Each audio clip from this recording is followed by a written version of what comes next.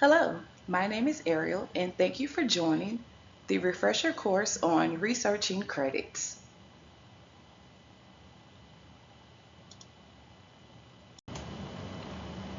Keep in mind, credits are as important as any unresolved balance on your account aging.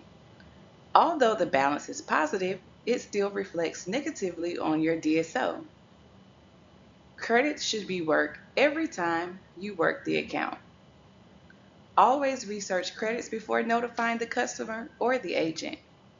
If the customer is requesting a statement with credits that you have not researched, remove the credits from the statement before sharing. As tempting as it may be, never move a credit to an invoice just because you think it belongs there.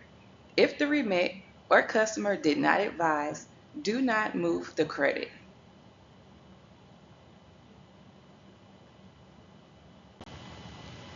How does a credit end up on my account? Here are a few common reasons for credits. Duplicate payment. A customer may have paid an invoice twice in error. Invoice correction. An invoice may have been audited to remove a charge, but the customer probably did not receive the revised invoice at the time the payment was made. Misapplied payment. It is possible that the customer referenced the wrong pro number on their remit, the cash team made an error in posting, or a collector could have made an adjustment error. Overpayment. The agent may have forgotten to bill a charge that was listed on the customer's rate con. Prepayment.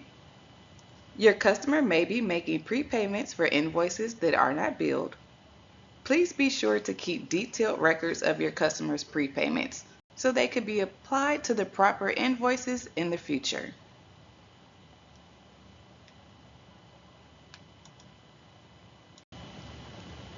Does the credit belong to your customer's account?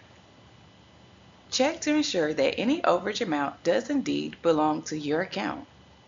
If it does not, try to determine where the funds belong and notify the collector that you've located funds belonging to their account on your invoice.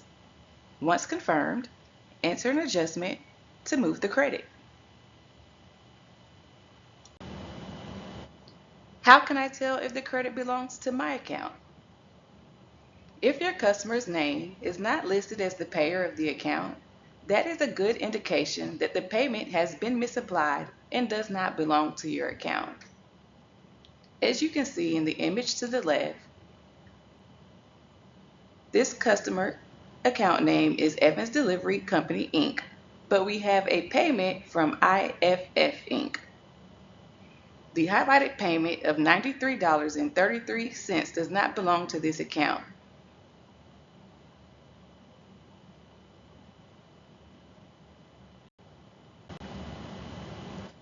To confirm that this is a misapplied payment, review the customer's remit. Open the remittance folder on the share drive. There's a folder for Evans and West. Locate the customer's payment by using the date of payment and the wire number. The remittance to the left confirms that wire 169 for $93.33 was paid by IFF Inc. and belongs to invoice ABC 108084. At this time, you'll notify the collector for IFF Inc. that you have found a payment for their customer on your invoice. Enter an adjustment to move the payment.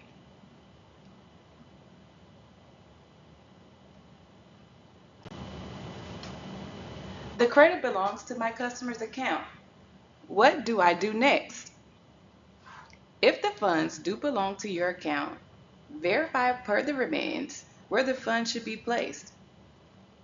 If an invoice is overpaid per the customer's remittance, first check for unpaid sequential billing, such as chassis or per diem, in the matching amount, or if there are any additional loads billed out with the same customer reference number, before trying to determine if the overage is for a charge not billed. Review emails rate sheets, any backup scanned in. You can also check the customer's website to review remittance information if available.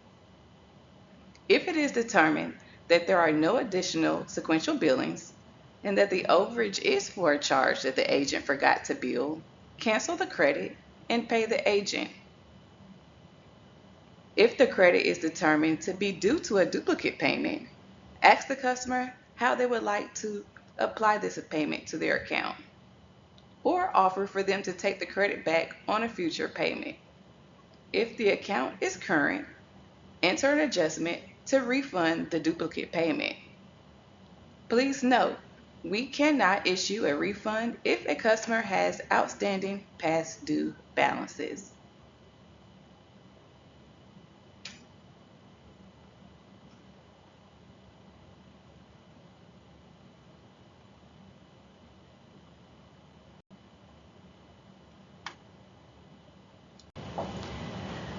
Thank you for listening. Please be sure to click the link in the description to take the Q&A.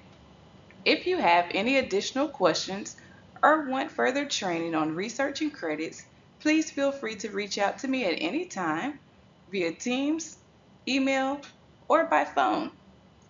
And if you happen to be in the PTW office, please don't hesitate to stop by my desk.